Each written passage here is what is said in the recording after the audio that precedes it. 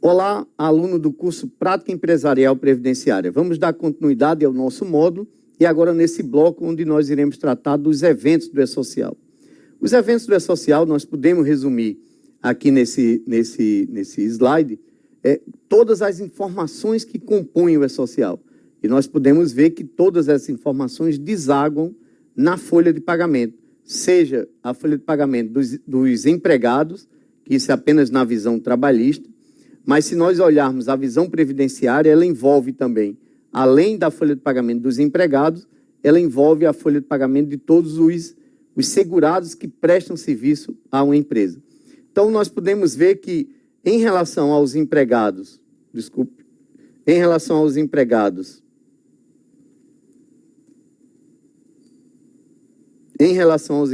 nós temos as informações de admissão, de alterações contratuais, de alterações cadastrais, as informações relacionadas à CAT, que é a comunicação de acidente de trabalho, as informações relacionadas aos afastamentos temporários, tudo isso nós iremos mostrar com mais detalhe um pouco mais à frente, as informações de saúde e segurança e as informações relacionadas ao desligamento. Existe outra categoria de trabalhadores que, apesar de não serem empregados, o Comitê Gestor do E-Social, por uma necessidade dos órgãos, ele definiu que esses trabalhadores eles têm de ter a prestação das informações previamente, de informações cadastrais e contratuais, por exemplo, dos estagiários, dos cooperados, dos sócios que recebem Prolabore, esses trabalhadores têm de ter também essas informações previamente prestadas.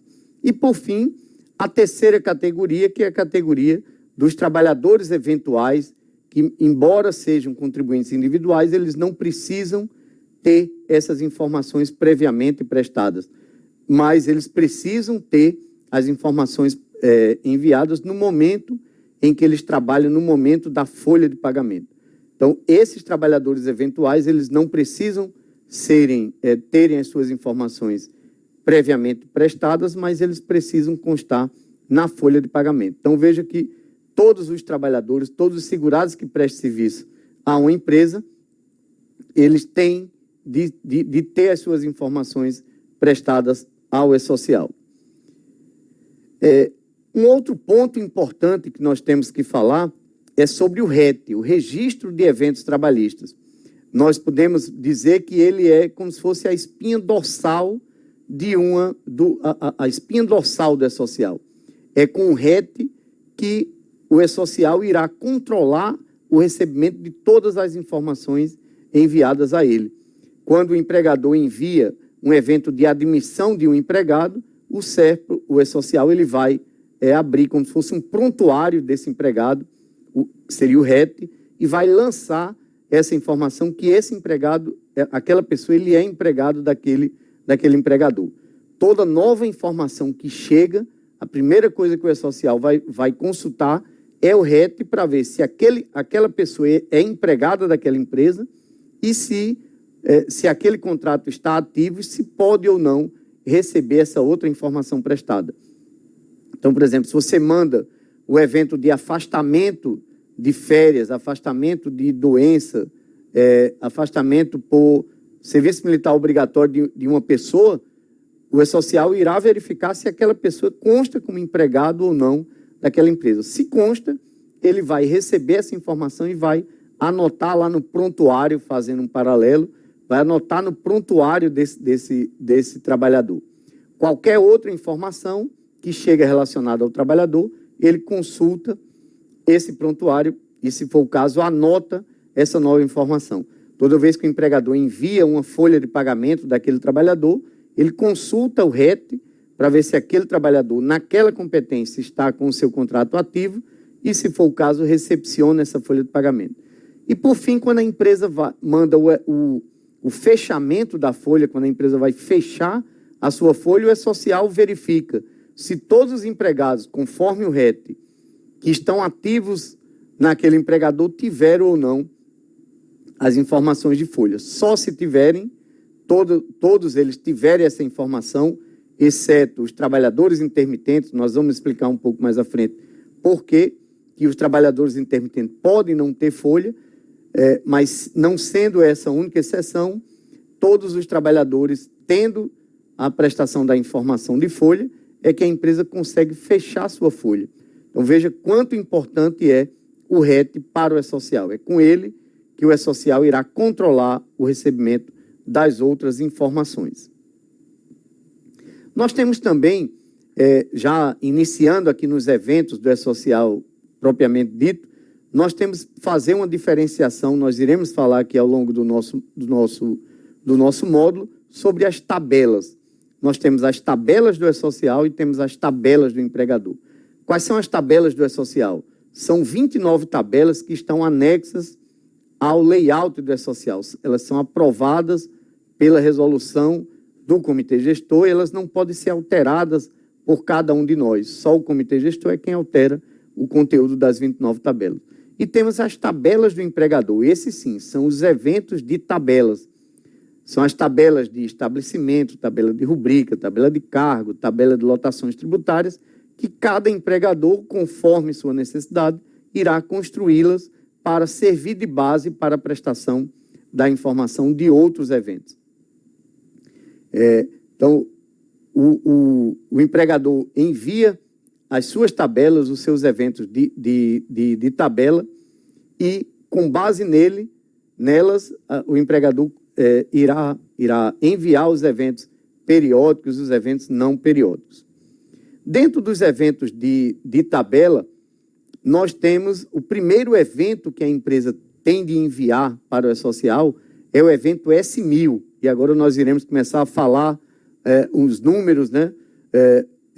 O número do evento, o nome do evento, desculpe, é o evento S, o S significa E-Social, os eventos do REINF começam com a letra R, de REINF, então é o evento S1000, o primeiro evento que o empregador irá enviar. Nesse evento, o empregador informa, presta as suas informações cadastrais, o número do seu CNPJ raiz, aquele número do CNPJ com 8 posições apenas. O evento S1000, ele se refere àquela pessoa jurídica. Então, se a empresa tem a sua matriz de 5 filiais, ele manda um único evento S1000 que representa as informações daquela pessoa jurídica com o CNPJ com 8 posições. Vai dizer a sua classificação tributária, se essa empresa é uma empresa do Simples, se é uma empresa, se é um MEI, se é um empregador pessoa física ou se é uma pessoa jurídica em geral. É de acordo com essa classificação tributária que lá na frente o E-Social, na hora de fazer os cálculos de contribuição previdenciária que aquele empregador deve, o E-Social irá utilizar essa classificação tributária para ele saber se deve cobrar a parte patronal da contribuição previdenciária, se deve cobrar a alíquota de terceiros, se deve cobrar o GILRAT. É com base nessa classificação, nessa correta classificação tributária que os cálculos serão feitos. Também o empregador nesse evento diz a sua natureza jurídica, qual de acordo com a tabela 21 do E-Social, ele vai dizer se aquele empregador é uma sociedade anônima, é uma sociedade limitada, é uma empresa individual, enfim. Vai dizer também se aquele empregador é uma cooperativa, é uma construtora, ou se tem alguma hipótese de desoneração de folha. E, por fim, dentro desse evento, o empregador irá dizer se ele está optando ou não pelo registro eletrônico de empregados. E o que é que isso vai significar? Vai significar que as empresas que optarem pelo registro eletrônico de empregados e, depois que for publicada uma portaria alterando a atual portaria que regulamenta o registro de empregados, essas empresas que optaram irão ficar desobrigadas de possuírem o livro, de possuírem ficha de registro de empregados, porque o registro de empregados, o seu registro de empregados será cumprido, a sua obrigação do registro de empregado será cumprida mediante o envio das informações cadastrais e contratuais ao E-Social. Nós sabemos que pela CLT o empregador tem o direito de escolher entre o livro, ficha ou sistema eletrônico. Então, o E-Social ele não podia tirar do empregador essa possibilidade de escolher um desses 3 tipos. Para isso, precisaria mudar o texto do artigo 41 da CLT.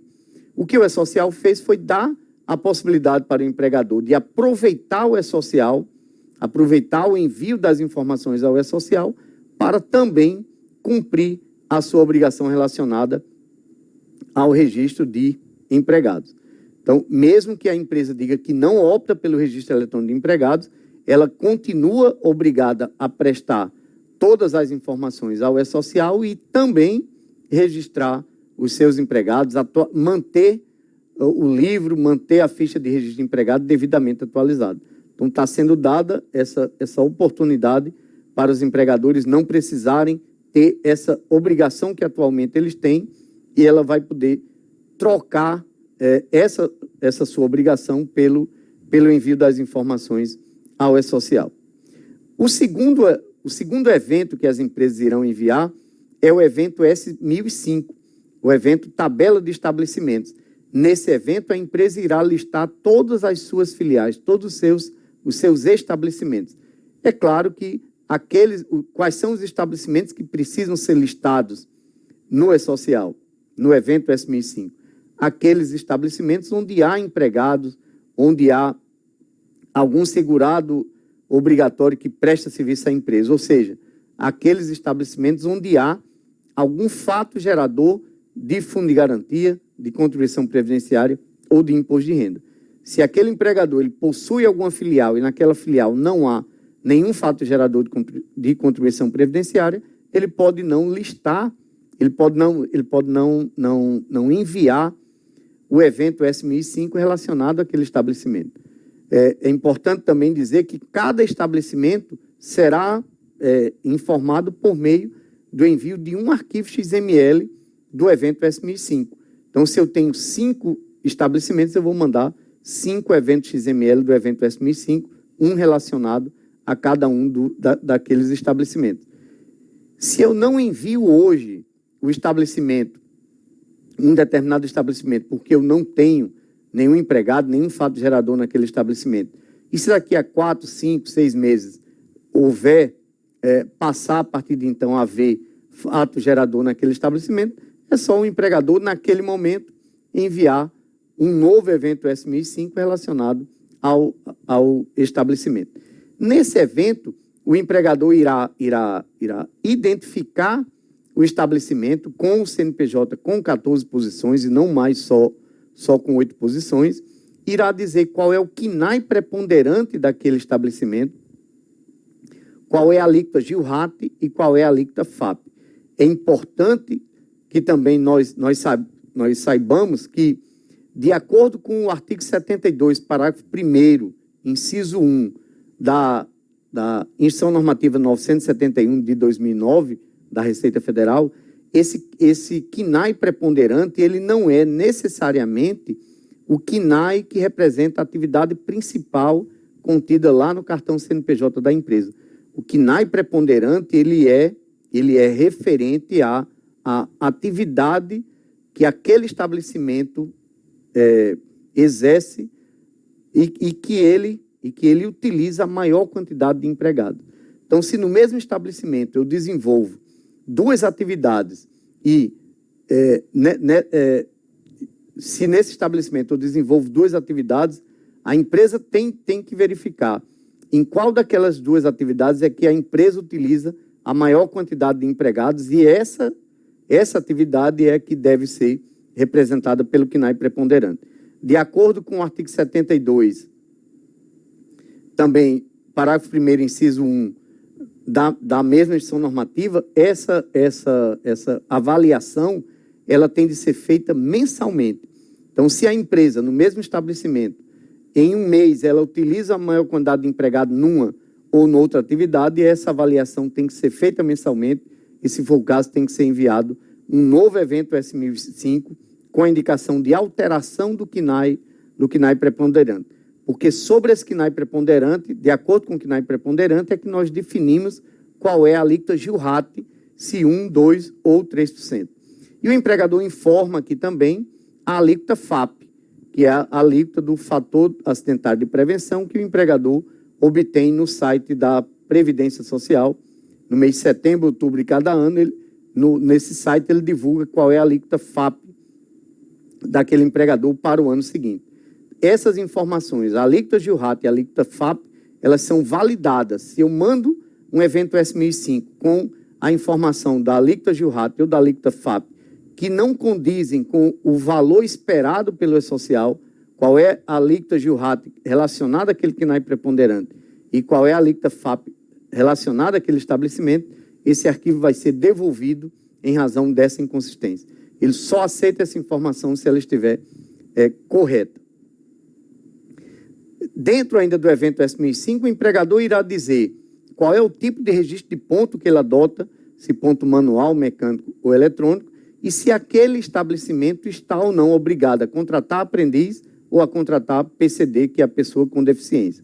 Então, cada estabelecimento, dentro do evento S1005, ele vai com essa informação se a empresa está ou não, se aquele estabelecimento está ou não obrigado a contratar aprendizes ou a contratar PCD. Esse evento S1005, essa tabela de estabelecimento, ele vai servir, dentre outras utilidades, para que o empregador diga em qual dos seus estabelecimentos aquele empregado trabalha. O E-Social está mudando um pouco o conceito de empregador que muitos adotavam até então. Muitos até hoje diziam, eu contratei um empregado para trabalhar na matriz ou contratei um empregado eu contratei um empregado na matriz ou a filial foi quem contratou aquele empregado. Na verdade, não é isso que acontece.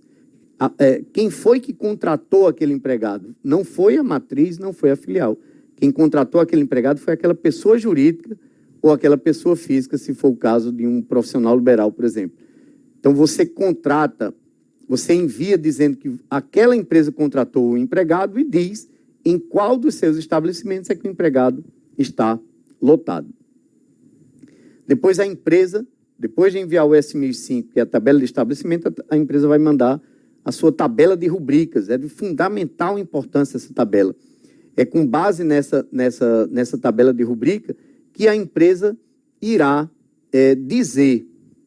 irá listar todas as suas rubricas, indicando o código de livre escolha, indicando o nome de livre escolha.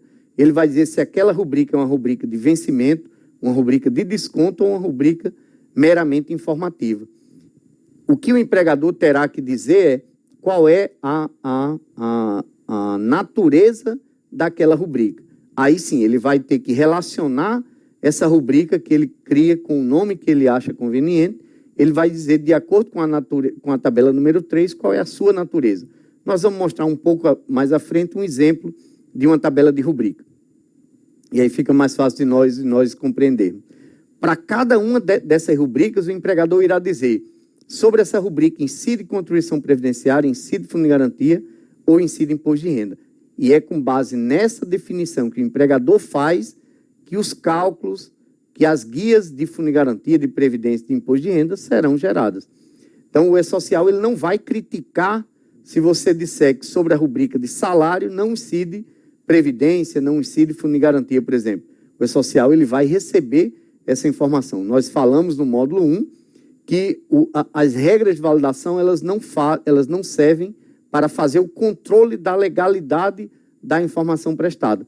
Se você diz que sobre salário não incide previdência, não incide fundo de garantia, o E-Social ele vai receber essa informação. As guias serão geradas com base nessa definição.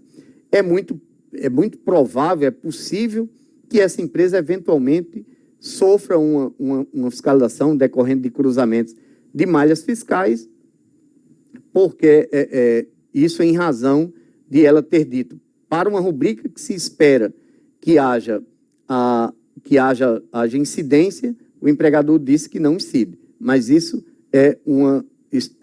isso está sobre a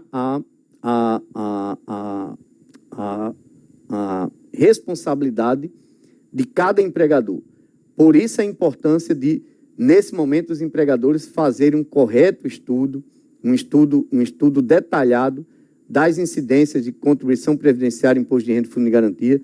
Nós sabemos que a recente reforma trabalhista fez alterações, tirou a natureza salarial de algumas rubricas, por isso também a necessidade de os empregadores aproveitarem esse momento de implantação da social para fazer esse estudo, para fazer essa definição, a construção da sua tabela de rubricas de forma correta. De acordo com a IN 971, no artigo 47, ela diz que a empresa e o equiparado estão obrigados a, no inciso 3, diz, elaborar a folha de pagamento de todos os segurados que lhe prestam serviço, e na linha D diz, além disso, nessa folha de pagamento tem de haver o destaque das parcelas integrantes e das parcelas não integrantes da remuneração. Por conta disso que se entende que tudo aquilo que o empregador dá para o empregador, tudo aquilo que o empregador dá para o empregado, tudo aquilo que o empregador fornece ao empregado, ainda que não tenha natureza salarial, esses valores têm de transitar pelas folhas de pagamento. Por isso, uma das razões para a existência das rubricas informativas. As rubricas informativas servem para você lançar na folha de pagamento valores que não influenciam o valor líquido devido ao trabalhador. Mas esses valores têm de ser informados porque são obrigados de acordo com a norma ou porque, eventualmente, compõem a base de incidência de previdência ou de fundo de garantia. Por exemplo, no serviço militar obrigatório, durante todo o período que o empregado está afastado, o empregador ele permanece com sua obrigação de recolher o fundo de garantia. Então, ele tem que lançar na folha o valor, quanto seria o valor, o salário devido àquele trabalhador, e aí lança numa rubrica informativa, só para compor a base de incidência do fundo de garantia. Para cada uma dessas rubricas, o empregador vai dizer incide previdência, não incide previdência. Eventualmente, se ele tem alguma ação judicial ou algum processo administrativo que o isenta de recolher, de incidir contribuição previdenciária sobre uma determinada rubrica, ele lá no evento S1070, na tabela de processos administrativos, ele vai ele vai cadastrar esse processo e na hora que ele for cadastrar essa rubrica, no evento S1010, ele vai indicar, por exemplo, o código 91. Ele vai dizer que não incide previdência, mas, ele vai dizer que a incidência de contribuição previdenciária está suspensa por conta de uma decisão judicial. Ele vai indicar, por exemplo, o código 91. Do mesmo jeito, ele vai fazer no fundo de garantia e no imposto de renda. Mostramos aqui na tela um exemplo aqui de uma tabela de rubrica, bastante resumida. Veja que eu tenho a rubrica, o código 100, que o empregador cria esse código, o nome que ele deu a essa rubrica é o nome de salário, e ele diz que qual é, de acordo com a tabela número 3, qual é a sua natureza. Ele diz que a natureza dessa rubrica é a natureza 1000. A natureza 1000 corresponde a salário. Ele diz que é uma rubrica tipo 1, uma rubrica de vencimento, incide, o código 11 significa que incide, ele está dizendo que incide previdência, incide fundo de garantia, incide imposto de renda. Ele criou, por exemplo, a rubrica 140, adicional especial. Pelo nome, nós não sabemos o que é adicional especial, mas ele diz que a natureza é 1205. Se a natureza é 1205, essa rubrica ela tem a sua natureza de adicional noturno. Então, para os órgãos de fiscalização, não importa o nome que o empregador deu a essa rubrica. O que importa é qual a natureza que o empregador vinculou de acordo com a tabela número 3. Para essa rubrica, por exemplo, ele diz que não incide fundo de garantia. Quando, então, ele lançar o valor devido a um trabalhador na folha de pagamento nessa rubrica, a Caixa, quando receber essa informação que for gerar a guia, ela não vai somar o valor que consta nessa rubrica à base de incidência do fundo de garantia. Depois o empregador irá construir a sua tabela de lotações tributárias. Para que serve a tabela de lotações tributárias? Serve para ele identificar o código FPAS e o código de terceiros. Então, cada empresa, cada empregador terá de ter, pelo menos e obrigatoriamente, uma lotação tributária do tipo 1, que é a lotação tributária padrão. Mas se uma empresa ela tem alguns estabelecimentos em que eles têm outros códigos FPAS e outros códigos de terceiros, para cada parzinho desse FPAS terceiro, ele tem de criar uma lotação tributária. As prestadoras de serviço, quando elas prestam serviço de vigilância, de limpeza, por exemplo, para cada um dos seus tomadores, ela tem de construir a sua tabela de lotações tributárias para que ela possa identificar os tomadores de serviço. Da mesma forma, as obras. Uma empresa construtora, para cada uma das suas obras, ele vai criar uma lotação tributária fazendo a relação entre aquela obra e o número do CNO que ele previamente já criou para a obra. Então, a tabela de lotação tributária ela tem duas funções: diferenciar as incidências, os códigos FPAS e código de terceiros, e a outra função, identificar as obras de construção civil e os tomadores de serviço. Depois, o empregador vai criar sua tabela de cargos, atribuindo um código para aquele cargo, dando o nome daquele cargo e identificando aquele cargo com o código do CBO. Essa tabela de cargo ela é obrigatória para todos os empregadores, eles têm que obrigatoriamente utilizar a tabela de cargo. Temos também a tabela de funções. A tabela de função ela já não é obrigatória para os empregadores.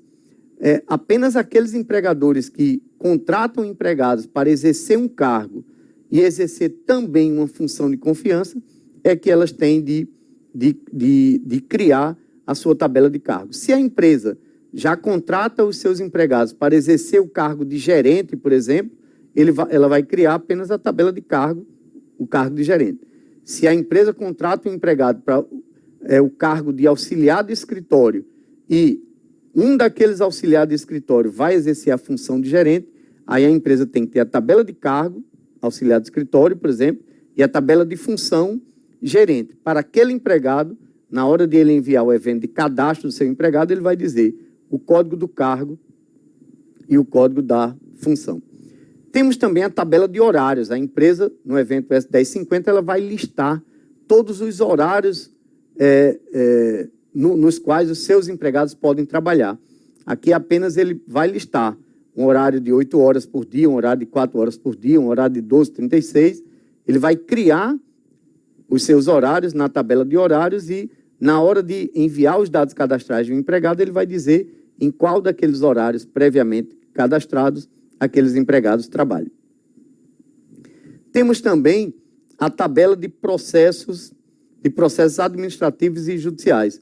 Como nós já falamos lá na tabela de rubricas, essa tabela ela irá servir para que o empregador cadastre os processos administrativos e judiciais que aquele empregador tem contra um dos órgãos partícipes do E-Social.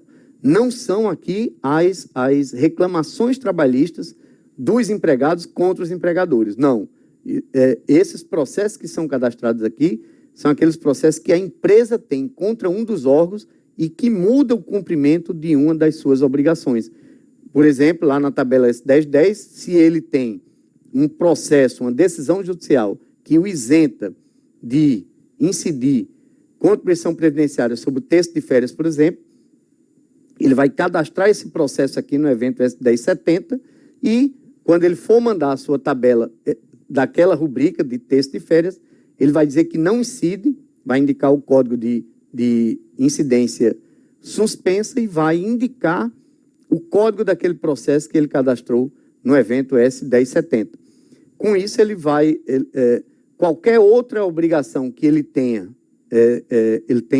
diferenciada em relação aos demais empregadores, ele vai indicar que não está cumprindo daquela forma em razão de ele possuir esse processo. Isso vai evitar, por exemplo, que uma fiscalização vá até a empresa para verificar por que ele não está incidindo previdência sobre aquela determinada determinada rubrica. Ou, por exemplo, se um estabelecimento possui uma decisão judicial que lhe isenta de cumprir a cota de aprendiz, isenta de cumprir a cota de PCD.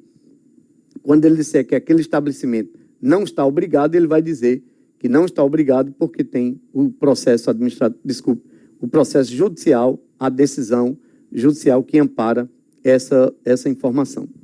E assim concluímos o nosso segundo bloco do nosso módulo sobre o E-Social e aguardamos vocês no próximo bloco.